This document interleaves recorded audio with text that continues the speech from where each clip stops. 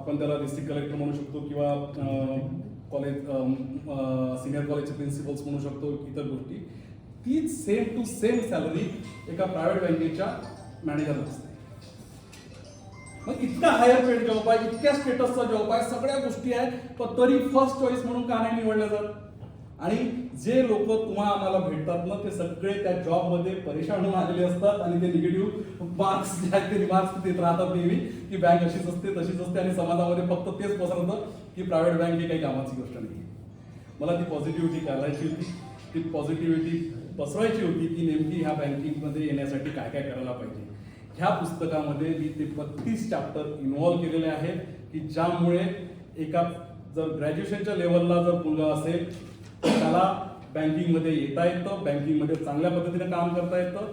So भरपूर गोष्टी आहेत ज्या नॉर्मली बाकी फील्डविषयी पूर्ण लिहिलेल्या आहेत की कसं जायला पाहिजे, काय करायला पाहिजे, काय कसं कसं एंट्री करायला पाहिजे. पण बँकेविषयी अजूनही मला तो गॅप दिसत होता. शक्यतो आपल्या मातृभाषेत तो दिसतच होता. इंग्लिशमध्ये अवेलेबल असेल कुठे काय असेल, पण मराठीमध्ये नव्हता. मी या पुस्तकाचा फॉर्मॅट पण बाय लँग्वेज ठेवलेला आहे.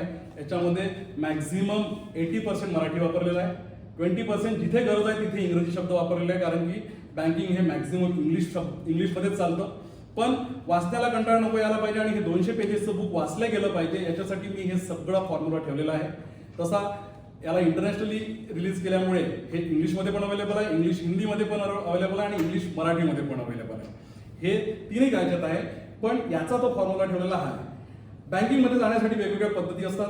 How to apply, what is the eligibility, त्यानंतर नेमकं अप्लाय कसा करायचा आहे, कुठल्या कुठल्या साईटवर जावं लागतं, काय करावं लागतं, याची पूर्ण न्यूजपेपरला बातमी येत नाही, काहीच येत नाही या इतक्या मोठ्या जॉबची.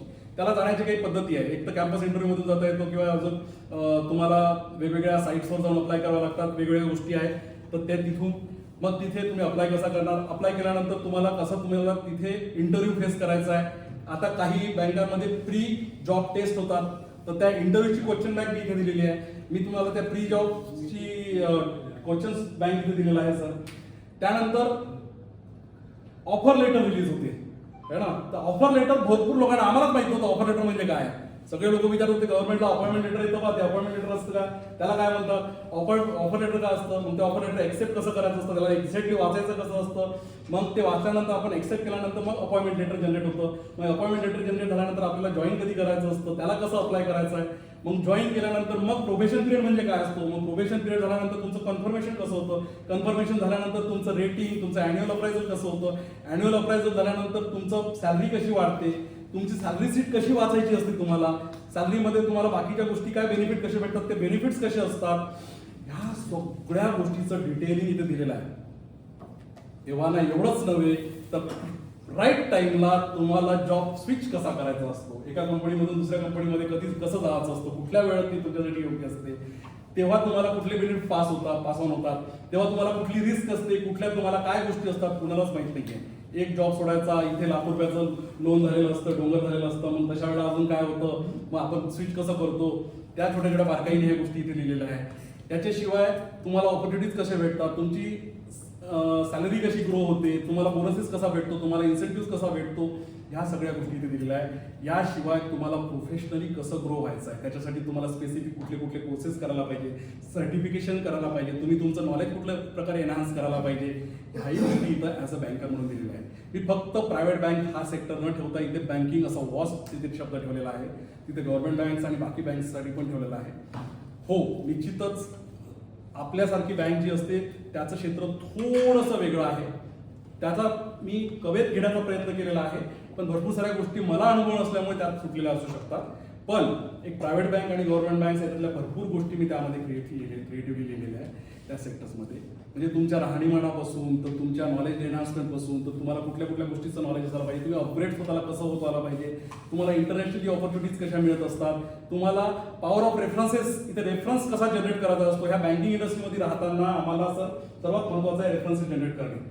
आम्ही काय होतं, आम्ही एका बँकेमध्ये काम करतो, अवॉर्ड्स आणि इतर गोष्टीला क्वालिफाय होतो. अशा वेळेला मग आम्हाला टॉप मॅनेजमेंट सोबत राहायला मिळतं, कंट्री हेड, MDs यांच्यासोबत बोलायला भेटायला मिळतं. मग तिथे नेटवर्क क्रिएशन होतं. नेटवर्क क्रिएशन झाल्यानंतर लिंक्डइन हे सगळ्यांना माहीत असेल, लिंक्डइन हे प्रोफेशनल, जसं फेसबुक आहे तसं प्रोफेशनल सोशल मीडिया जो आहे तो लिंक्डइन आहे. त्या लिंक्डइनवर आपण कसं प्रेझेंटेबल राहायला पाहिजे, त्या लिंक्डइनवर आपले अचिव्हमेंट्स कसे टाकायला पाहिजे, आपले वेगवेगळे लेख, आपापल्या गोष्टी कशा टाकायला पाहिजे, आणि तिथून मग तुम्हाला ह्या टॉप मॅनेजमेंट कंपन्या ज्या आहेत त्या तुम्हाला तिथून वर उचलतात, तिथून तुम्हाला सॅलरी, हायर सॅलरी ऑफर करतात. मला जेव्हा इक्विटास मधून आयडीएफसी बँकेत जायचं होतं तेव्हा मला दुप्पट सॅलरीनी मला डायरेक्ट कंट्री हेड कडून ऑफर आली. ती ऑफर फक्त आणि फक्त मी इक्विटास मध्ये त्या स्मॉल फायनान्स बँक मध्ये एक छोटीशी ब्रांच होती, यवतमाळ ब्रांच, ह्या ब्रांचला 5.5 कोटीवरून 1.25 कोटी 18 महिन्यात पोहोचवलं होतं. त्यासाठी ती त्या पूर्ण भारतातल्या ब्रांचेस पैकी ही one of the topest branch होती जी इतक्या स्पीडनी ग्रो केली. त्यामुळे ह्या कंट्री हेडनी मला अप्रिशिएशन केलं होतं. ह्या कंट्री हेडनी अप्रिशिएशन केलेलं दुसऱ्या कंट्री हेडनी पाहिलेलं, आणि त्यांनी मला मग अकोल्यामध्ये नवीन ब्रांच लॉन्च करण्यासाठी मला त्यांनी तिथे बोलावलं गेलं होतं, आणि सॅलरी दुप्पट दिल्या गेली होती. दुप्पट सॅलरी, अनेक इसॉप्स दिल्या गेलेले होते, मला जॉईनिंग बोनस दिला होता, भरपूर गोष्टी असतात. मग त्या गोष्टी तुम्हाला अजून एक्स्ट्रा दिल्या गेल्या, आणि देन मला तिथे त्यांनी बोलावलं गेलं होतं. तर ह्या सगळ्या गोष्टी त्या लिंक्डइन प्रोफाईल मधून होतात. तर इथे मी लिंक्डइन प्रोफाईल कसं क्रिएट करायचं ते पण इथे टाकलेलं आहे, त्याचे स्क्रीनशॉट्स टाकलेले आहे की एक्झॅक्ट तुम्ही तिथे प्रेझेंटेबल कसं असायला पाहिजे. इव्हन तुम्ही सगळ्यांनी ते लिंक्डइन प्रोफाईल तुमचं स्वतःचं क्रिएट असायला पाहिजे. कारण काय होतं, तुमच्याकडनं ते शिकण्यासाठी विद्यार्थी लोक ना तुम्हाला फॉलो करतात, तुम्हाला तुमच्याकडून ते शिकू पाहतात, तुमचे ते पोझिशन्स आणि तुमच्या एक्सपिरियन्सनुसार तुम्हाला फॉलो करून तुम्हाला तुमचं लेख वाचतात, तुमच्याबद्दलच्या माहिती वाचतात, तुमचं सगळं वाचतात. तर ते खूप महत्वाच्या गोष्टी आहेत, त्या गोष्टी त्यामध्ये दिलेल्या आहेत. तर अशा प्रकारे, आणि शेवटी तुम्हाला इथे बँकिंगची एक सूची दिलेली आहे, ज्यामध्ये शॉर्ट फॉर्म्स, कासा, एनपीए, बाकीचे जे आपले कीवर्ड्स असतात ते शॉर्ट फॉर्म्स असतात, त्याचा एक्झॅक्ट अर्थ काय आहे. इंटरव्ह्यू देताना मी तुम्हाला सांगितल्याप्रमाणे क्वेश्चन बँक, आणि असे 32 चॅप्टर त्यामध्ये डिटेलिंग केलेलं आहे सर. आणि हे खरंच माझ्या 15 वर्षाच्या मेहनतीतून, अनुभवातून त्यामध्ये केलेलं आहे. त्यामध्ये काही गोष्टी सुटल्या असतील तर मी सेकंड एडिशनमध्ये अपडेटही करेल. अनेक लोकांचे मला मेसेजेस, फोन येत आहेत.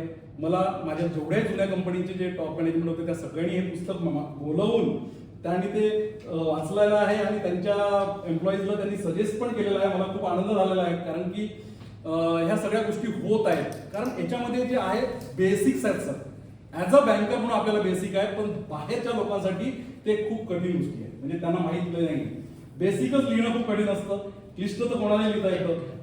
बेसिक्स लिहिणं फार इम्पॉर्टंट होतं, की छोट्या छोट्या गोष्टी तुम्हाला वाचताना असं वाटलं पाहिजे हे तर मला माहितच आहे, आणि बरं तेच पाहिजे, हे मला माहितच आहे असं वाटलं पाहिजे, पण त्याला एक सिरियल नंबरनी गुंतणं फार गरजेचं होतं, आणि ते इतरांपर्यंत पोहोचवणं फार गरजेचं होतं.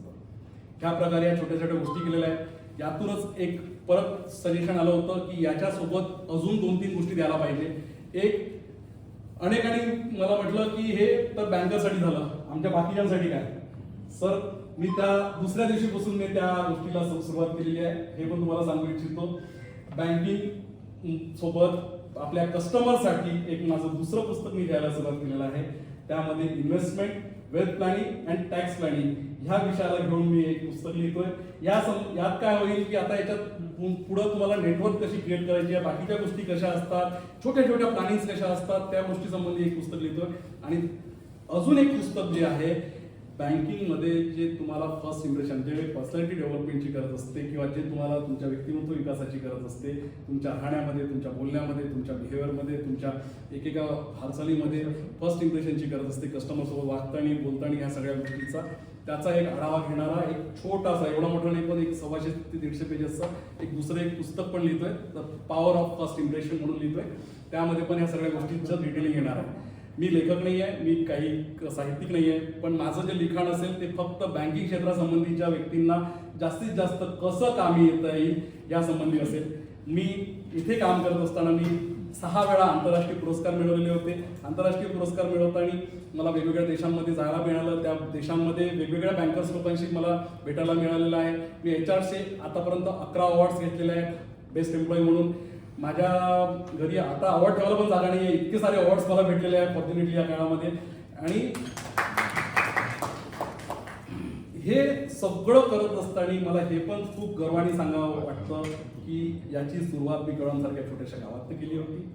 सुरुवातीला चिंतामणी हायस्कूल, त्यानंतर इंदिरा कॉलेज, विद्यार्थी परिषदेच्या माध्यमातून मला हा कॉन्फिडन्स माझा जो बिल्ड झाला. त्यानंतर बीएड जे मी केलं होतं माझ्यासाठी, जे शिक्षक बनायचं होतं मला, त्यातले अनुभव पण त्यामध्ये खूप आता कामी येत आहेत. ते 50-50 विद्यार्थ्यांना, 100-100 लोकांना जेव्हा सांभाळायचा जो अनुभव होता, तो अनुभव आणि नंतर MBAचा मग काय बँकिंगसाठीचा लागलेला एकूणच अनुभव, म्हणजे शिक्षण कुठलंच वाया जात नाही हे इथे कळून चुकलेलं मला.